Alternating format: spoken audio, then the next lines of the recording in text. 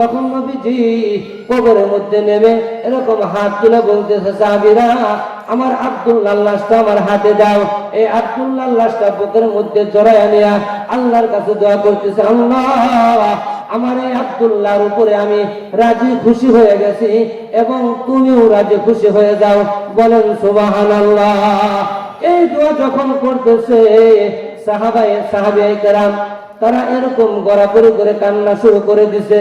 বিশেষ করে সাদ ইবনে ওয়াক্কাস রাদিয়াল্লাহু আনহু কবরের পাশে গড়াগড়ি করে কান্না করে আর বলতেছে, আল্লাহ এই আব্দুল্লাহ যদি আব্দুল্লাহ না হয়ে আমি হইতাম তাহলে কত ভালো হইতো। এই লাশ যদি আমি নিজে হইতাম, আব্দুল্লাহ লাশ না হয়ে আমি যদি হইতাম তাহলে কতই না ভাগ্যবান হইতাম। কারণ আল্লাহর হাবিব সাল্লাল্লাহু আলাইহি ওয়াসাল্লাম নিজে বলতেছে, আমি নিজে রাজি এবং আপনিও রাজি হয়ে যান। বলেন সুবহানাল্লাহ। আসসালামু আলাইকুম ওয়া রাহমাতুল্লাহি ওয়া বারাকাতুহু। ওয়া আলাইকুমুস সালাম ওয়া রাহমাতুল্লাহ। আলহামদুলিল্লাহ আলহামদুলিল্লাহি নাহমাদুহু ওয়া নাস্তাঈনুহু ওয়া নাস্তাগফিরুহু ওয়া নাউযু বিল্লাহি মিন শুরুরি আনফুসিনা মান ইয়াহদিল্লাহু ফালা মুদিল্লা লাহু ওয়া মান ইউদ্লিলহু ফালা হাদিয়া লাহু ونشهد أن سيدنا وسندنا وحبيبنا ومرشدنا ومولانا محمدا عبده ورسوله. أما بعد فقد قال الله تبارك وتعالى في كلامه المجيد وفي فرقانه الحميد. فأعوذ بالله من الشيطان الرجيم. بسم الله الرحمن الرحيم. يا أيها الذين آمنوا بالله ورسوله والكتاب الذي نزل على رسوله والكتاب الذي أنزل من قبل. وقال النبي صلى الله عليه وسلم أخلص دينك يكفك العمل القليل. آمنت بالله صدق الله العظيم. আমি যখন মরে যাব হয়ে যাব লাশ, বন্ধু বান্ধব ছেড়ে দিবে তখন আমার পাশ। কেউ বলবে বাস কাটো অতি তাড়াতাড়ি, কেউ বলবে মাটি দিয়ে যাব কখন বাড়ি। আজ আমি জীবিত বলে সবাই আমার আপন, মরণকালে সঙ্গী হবে শুধুই সাদা কাফন। আলহামদুলিল্লাহ, আল্লাহ তাআলার লাখ কোটি শুকরিয়া যে মহান আল্লাহ আমাদিগকে এই জালিসুর রহমান তথা বেহেশতের বাগানে আসার এবং বসার জন্য তৌফিক দান করলেন। এই জন্য আমরা সকলেই অন্তরস্থল থেকে কালিমাতুশ শুকর আদায় করে নেই আলহামদুলিল্লাহ, এবং লাখ কোটি দুরূদ শান্তি বর্ষিত হোক জনাবে মুহাম্মদুর রাসূলুল্লাহ সাল্লাল্লাহু আলাইহি ওয়াসাল্লামের উপর। আমাদের এই মাহফিলের কার্যক্রম কিন্তু মাগরিবের পর থেকে শুরু হয়ে গেছে, নাকি বলেন? কিন্তু অনেক মুসলমান, অনেক গ্রামবাসী এখনো এই মাহফিলে বুঝতে পারে নাই, আছে না নাই? এই জন্য এতে বোঝা যায়, যেমন দেখেন যদি এই জায়গা আজকে মাহফিল না করে অন্য কিছু, আপনারা তো বুঝতেছেন, সেটা যদি আমরা করতাম, দেখতেন জোহরের পর থেকে এ জায়গা মানুষের জায়গা দেওয়া যাইতো না, নাকি বলেন? এর দ্বারা কি বোঝা যায় যে আমাদের ঈমান বড় দুর্বল, করে বলেন ঠিক কিনা? আমরা মুসলমান, আমাদের মুসলমানের খাতায় নাম, কিন্তু আমরা নাম পর্যন্তই শেষ, কাজে কর্মে আমাদের মুসলমান থাকে না, মুসলমানই তো আমাদের ভিতরে নাই, নাকি বলেন? এই জন্যই আল্লাহ পাক রব্বুল আলামিন বলেন, ইয়া আইয়ুহাল্লাযীনা আমানু আমিনু বিল্লাহি ওয়া রাসূলিহি ওয়াল কিতাবিল্লাযী নাযালা আলা রাসূলিহি ওয়াল কিতাবিল্লাযী আনজালা মিন ক্বাবল। হে ঈমানদারেরা, তোমরা কি করো? ঈমান আনয়ন করো। বলেন সুবহানাল্লাহ। আচ্ছা, যারা ঈমান এনেছো তাদেরকে আবার বলতেছে তোমরা ঈমান আনো, তার মানে ঈমান আনার মতো আনয়ন করো। জোরে বলেন ঠিক কিনা? মানে এই নামে ঈমানদার খালি নাম দিলে হবে না, কাজে পরিণত করতে হবে, ঈমানকে তরুতাজা মজবুত করতে হবে। কারণ তোমার যে ঈমান, এই ঈমান তোমাকে আজকে এই বিরাট একটা মাহফিল, মাগরিবের পর থেকে এখন পর্যন্ত এই ঈমান তোমাকে মাহফিলে আনতে পারে নাই। বোঝা গেল তোমার ওই ঈমান অর্জন হয় নাই। এই দুর্বল ঈমান নিয়ে যদি তুমি কবরে যাও, কবর সময় তোমার সাথে ভালো ব্যবহার করবে না। জোরে বলেন ঠিক কিনা? এই আল্লাহর হাবিব সাল্লাল্লাহু আলাইহি ওয়াসাল্লাম বলেন, আখলিস দীনাকা ইয়াকফিকাল আমালুল কলিল। ও দুনিয়ার মানুষ, তোমরা তোমাদের ঈমানটাকে খাঁটি করো, মজবুত করো, ঈমানটাকে পাকা করো, তাহলে তোমরা বেশি আমল করতে হবে না।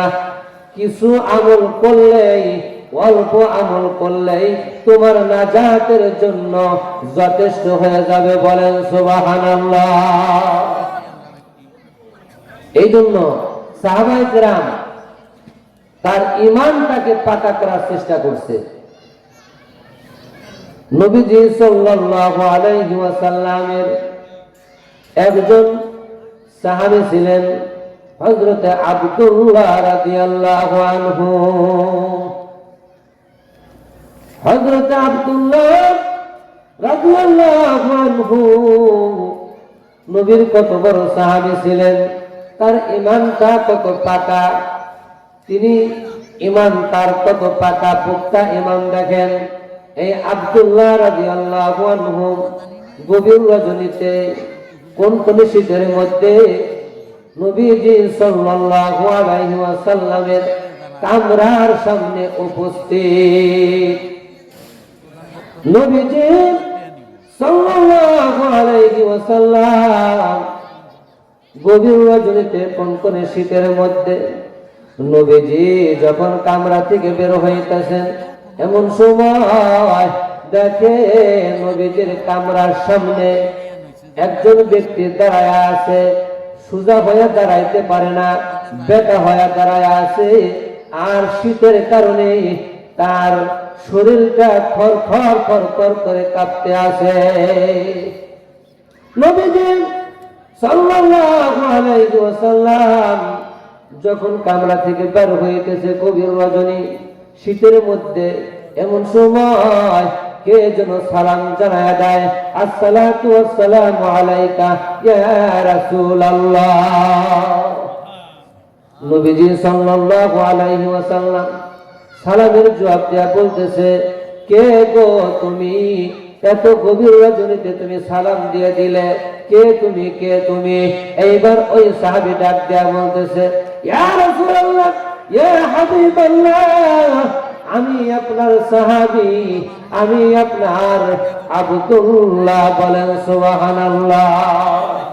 নবীজি সাল্লাল্লাহু আলাইহি ওয়াসাল্লাম ডাক দেয়া বলে, কোন আব্দুল্লাহ? আমি তো আব্দুল্লাহকে চিনতেছি না, তুমি কোন আব্দুল্লাহ? এইবার এই আব্দুল্লাহ জবাব দেয়, ইয়া রাসূলুল্লাহ, ইয়া হাবিবাল্লাহ, আমি এই মাত্র কয়েকদিন আগে আপনার হাত ধরে কালেমা পড়ে আমি মুসলমান হয়েছি। আমার নাম ছিল আব্দুল উজ্জা, আর আপনি আমাকে নতুন নাম রেখেছেন আব্দুল্লাহ। বলেন সুবহানাল্লাহ। আমি সে আব্দুল্লাহ, ইয়া রাসূলুল্লাহ, ইয়া হাবিবাল্লাহ। এইবার নবীজি আব্দুল্লাহর দিকে ভালো করে তাকায়া দেখে তার শরীরের মধ্যে কোনো কাপড় নাই। গভীর রজনীতে কোন করে শীতের মধ্যে গায়ের মধ্যে কোনো কাপড় নাই, শরীরের মধ্যে কোনো কাপড় নাই। ছোট্ট একটা টুকরা দিয়ে কাপড় দিয়ে লজ্জা স্থান ঢেকেছে। সোজা হয়ে দাঁড়াইতে পারে না, সোজা হয়ে দাঁড়াইলে তার লজ্জা স্থান বের হয়ে যায়। নবীজি ডাকতে বলে, ও আব্দুল্লাহ, আমার সে আব্দুল্লাহ।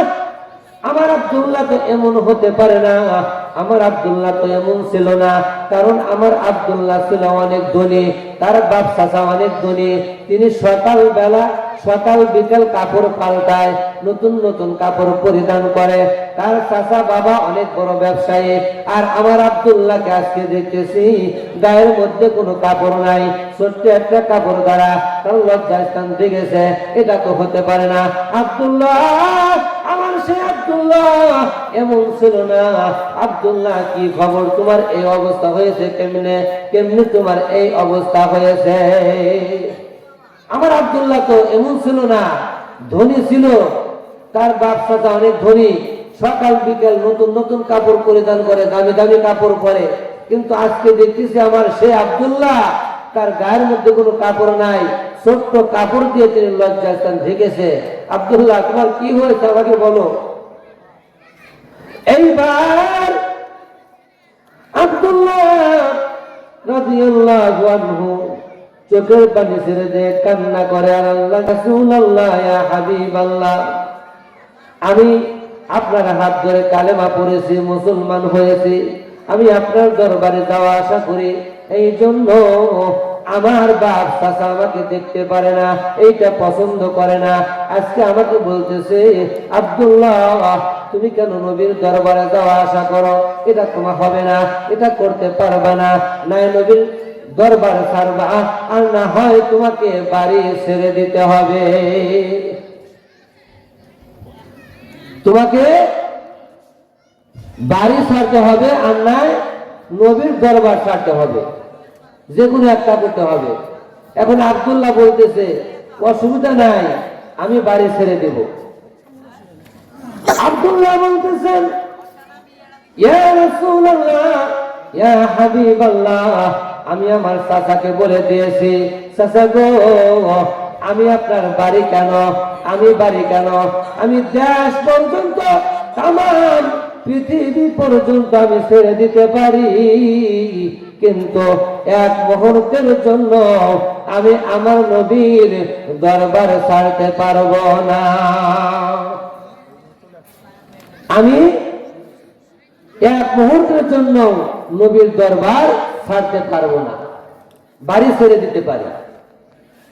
এরপরে তার চাচা ডাক দেয়া বলে, ঠিক আছে, তুমি বাড়ি ছেড়ে দাও, আর তোমার পরনের মধ্যে যে কাপড় আছে এই কাপড় খুলে রাখো, কারণ এই কাপড়ও তো তোমার বাবা চাচার, এই কাপড়ও তো আমাদের, তাহলে এই পরনের কাপড়ও তুমি রেখে যাও। বলতেছে, কাপড় পর্যন্ত তুমি রেখে দিতে হবে।